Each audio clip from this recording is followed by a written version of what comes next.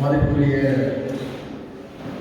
கடன் தோழர்களே, ஏனைய தோழர்களே, இங்கே வந்திருக்கின்ற நண்பர்களை பிரிவுகளை அனைவருக்கும் இந்த மாலை வேளையிலே புரட்சிகரமான வணக்கத்தை தெரிவிக்கின்றேன். இன்று உலக தொழிலாளி வர்க்கம் விடுதலை அளித்த ஒரு எழுச்சி நாளாக உலகம் பூராவும் கொண்டாடி கொண்டிருக்கின்ற இந்த சூழலிலே எமது கட்சியும் இந்த நாட்டிலே வடபுறத்திலே ஒரு புரட்சிகரமான மேலத்தை நடத்தி என்று பேரணியை நடத்தி முடித்துவிட்டு இந்த கூட்டத்திலே பங்கு கொண்டிருக்கிறது. இன்று இருக்கக்கூடிய சூழல் என்னவென்றால், ஒரு தேர்தல் காலம், ஒரு தேர்தல் காலத்திலே வேண்டிய நிகழ்வு வந்திருக்கின்றது. எங்களை பொறுத்தவரையிலே இந்த நாட்டிலே ஒரு புரட்சிகரமான ஒரு அரசியல் பாதையை நாங்கள் தெரிவு செய்ய வேண்டும்.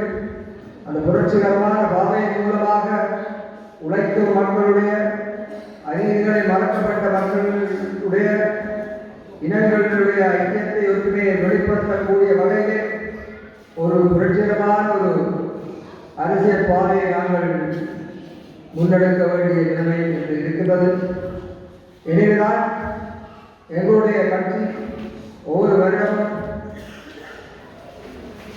எங்களுடைய ஒவ்வொரு பிரதேசத்திலும் மேதங்களை நடத்தி வந்திருக்கின்றது. இன்றைக்கு நாட்டிலே ஒரு அரசியல் மாற்றம் வந்தாலும் கூட அது மக்களை சரியான இடத்திலே கொண்டு விடப்போவதா என்று சொன்னால் ஒரு யோசிக்க வேண்டிய, சந்தேகிக்க வேண்டிய ஒரு நிலைமையிலே தான் இருக்கின்றது. ஆட்சிக்கு வரப்போது பல முன்னுதாரணங்களை சொல்லி வந்தவர்கள் இன்று அதை நிறைவேற்ற முடியாமல் தத்தெடுத்துக் கொண்டு இருக்கக்கூடிய ஒரு நிலை இருக்கின்றது. இந்த நாட்டினுடைய வளங்கள் பல்தேசிய கம்பெனிகளுக்கும் அந்நிய நாடுகளுக்கும் ஒப்பந்தங்கள் விதிக்கப்பட்டுக் கொண்டிருக்கின்றன. உண்மையிலே எங்களுடைய இந்த வறுமையோட்டு நிலைமைக்கும், இந்த நாட்டில் இருக்கக்கூடிய பொருளாதார நெருக்கடிக்கும், இந்த நாட்டில் இருக்கக்கூடிய வறுமை விலைவாசி உயர்வுக்கு எல்லாம் காரணம் இந்த நாட்டிலே படிப்படியாக கடந்த காலங்களிலே 70 ஆண்டுகளுக்கு மேலாக ஆட்சி செய்து வந்த அரசியல்வாதிகளுடைய புடையான ஒரு வழிநடத்தல், புடையான செயற்பாடுகளின் காரணமாகத்தான் இன்றைக்கு இந்த பொருளாதார நெருக்கடியை நாங்கள் சுமந்து கொண்டிருக்கிறோம். எங்களுடைய ஒவ்வொருவரிடம் 15 லட்சத்துக்கு மேல் நாங்கள் கடன் சென்று வரி செலுத்த கொண்டவர்களாக, அரசுடைய கடனை கட்டுவதற்காக இருக்கக்கூடிய இந்த அபாயகரமான நிலையை நாங்கள் இருக்கிறோம். இது இன்னும் மேலும் வலுவடையக்கூடிய ஒரு ஆபத்தான நிலை இருக்கின்றது. ஏனென்று சொன்னால், இன்றைக்கு அரபுலகத்திலே நடக்கிற யுத்தம், அமெரிக்க உக்ரைன் ரஷ்ய யுத்தம், இன்றைக்கு பாகிஸ்தான் இந்தியா யுத்தம் என்று பெறக்கூடிய ஒரு அவலமான ஒரு நிலையிலே இந்த நாட்டிலே அயல்நாடாகிய எங்களுடைய நாட்டிலே ஒரு பொருளாதார நெருக்கடி விரும்பும் ஒரு மிக அச்சமான நிலை இருக்கக்கூடிய ஒரு சூழ்நிலை தான் நாங்கள் இன்றைக்கு இன்னும் பல்தேசிய கம்பெனிகளையும் வெளிநாடுகளையும் அவருடைய இறக்குமதியையும் நம்பி இருக்கக்கூடிய ஒரு நிலையை தான் நாங்கள் வாழ்ந்து கொண்டிருக்கிறோம். ஆனால் எங்களுடைய நாடு ஒரு வளமிக்க ஒரு நாடு, நல்ல விவசாய பூமி உள்ள நாடு. இந்த விவசாயத்தை நல்ல திறம்பட நாங்கள் செய்வோமாக இருந்தால், இந்த வளங்களை சரியாக பயன்படுத்துவோமாக இருந்தால், எங்களுடைய நாட்டிலே நல்ல செல்வ சிறப்பாக நாங்கள் வாழ முடியும் என்பது வரலாற்றில் உண்மையாக இருக்கின்றது. எனவேதான் நாங்கள் இன்றைக்கும் எங்களுடைய விவசாயிகளுடைய, எங்களுடைய தொழிலாளர்களுடைய உற்பத்திக்கு எந்த விதமான விற்பனை முன்னேற்றமும் இல்லை.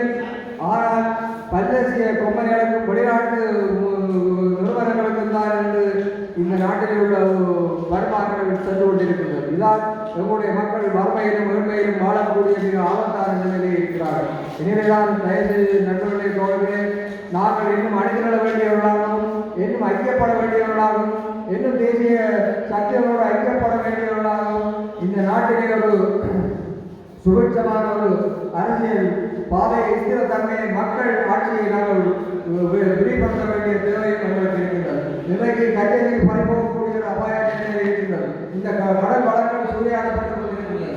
எனவேதான் இதற்காக நாங்கள் மக்கள் இயக்கங்கள் ஐக்கியப்பட்டு இந்த நாட்டை, எங்களுடைய உழைக்கும் மக்களையும் பாதுகாக்க வேண்டிய நிலைமை எங்களுடைய கட்சியை போன்ற இணைய ஐக்கிய முன்னணி சக்திகளுக்கும் இருக்கின்றதை இந்த வேலைகளை சொல்லி வைக்க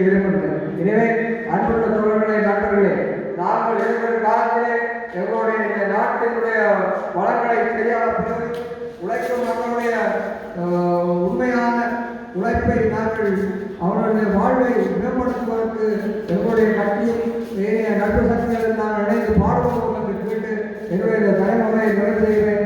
நன்றி, வணக்கம். நோக்கங்கள் எதிர்பார்ப்புகளை இங்கே கூறி சென்றிருக்கின்றார் கவர்னர் செல்வம் பெருமானார் அவர்கள். இன்று நாங்கள் ஒன்று திரண்டிருப்பது எதற்காக? இன்று நாங்கள் ஒன்று திரண்டிருப்பது தொழிலாளர்களின் விடுதலைக்காக மட்டுமல்ல.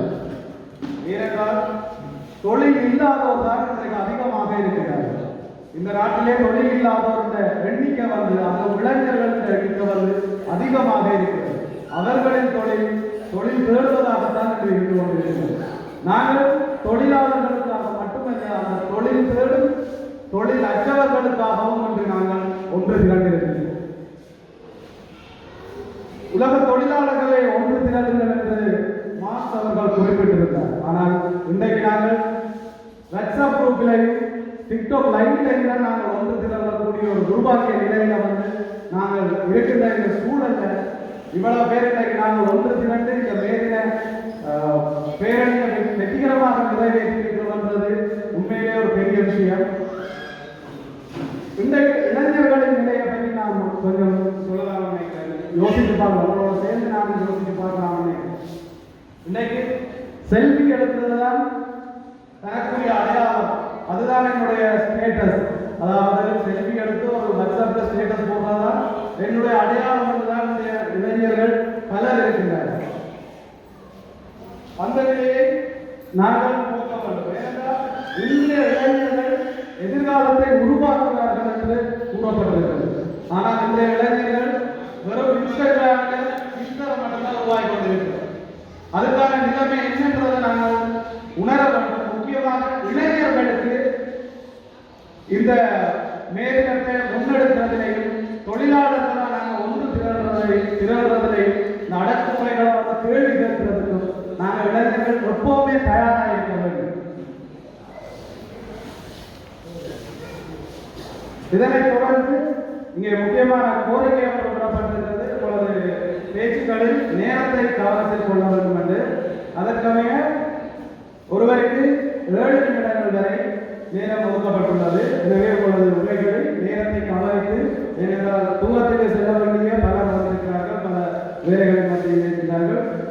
அதை கருத்தில் கொண்டு நாங்கள் 7 நிமிடம் எடுத்துக்கொண்டால் மிகவும் சிறப்பாக இந்த நிகழ்வு அமைவதற்கு வாய்ப்பாக இருக்கும் என்பதை கூறிக்கொண்டு அடுத்ததாக இங்கே உரையாற்ற வருகின்றார் கே. விம்பிகன், புதிய ஜனநாயக இளைஞர் முன்னணி. சர்வதேச ரீதியில் உழைக்கும் மக்களின் உரிமைகளை வென்றெடுக்கப்பட்டு புரட்சியான முறையில் அவர்களுடைய உரிமைகளை நிலைநாட்டுவதற்காக உலக தொழிலாளர்கள் தினம் நினைவு கூறப்பட்டிருக்கின்ற இந்த தருணத்தில் இந்த தினத்திற்கு வருகின்ற தோழர்களே, நண்பர்களே, சகோதர சகோதரர்களே அனைவருக்கும் இந்நேரத்தில் புரட்சிகர மேதின வாழ்த்துக்களை தெரிவித்துக் கொள்வதோடாக இன்று எங்களுடைய நாடு, அதாவது 2022ஆம் ஆண்டு நடைபெற்ற அறகலை ஆர்ப்பாட்டத்தின் மூலம் மக்கள் தங்களுடைய பொருளாதார பிரச்சனைகளையும் தங்களுடைய உரிமைகளையும் வென்றெடுப்பதற்காக மேற்கொள்ளப்பட்ட அந்த போராட்டத்தில் பழைய ஆட்சி முறைக்கு முற்றுப்புள்ளி வைக்கப்பட்டு ஒட்டுமொத்த தமிழ், சிங்கள, மலையக, முஸ்லிம் மக்களுடைய வாக்குகளின் அடிப்படையில் ஒரு புதிய சிஸ்டம் சேஞ்ச் உருவாக்கப்பட்டாலும் மக்கள் எதிர்பார்த்தபடி பொருளாதார நெருக்கடியோ இந்த நாட்டில் இருக்கக்கூடிய ஒட்டுமொத்த பிரச்சனைகளோ இன்று வரை தீர்க்கப்படாத ஒரு சூழலில் தான் நாங்கள் இந்த மேதினத்தை கொண்டாடி கொண்டிருக்கின்றோம். இன்றைக்கு இந்த இடத்தில் நான் ஒரு குறிப்பிட்ட சில விடயங்களை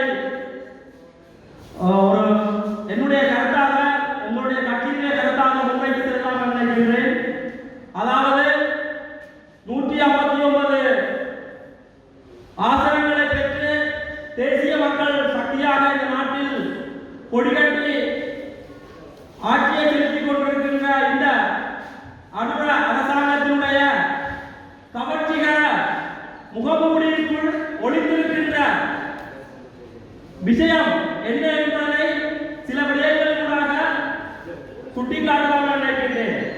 1978 ஆண்டு எங்களுடைய நாட்டில் கொண்டு வரப்பட்ட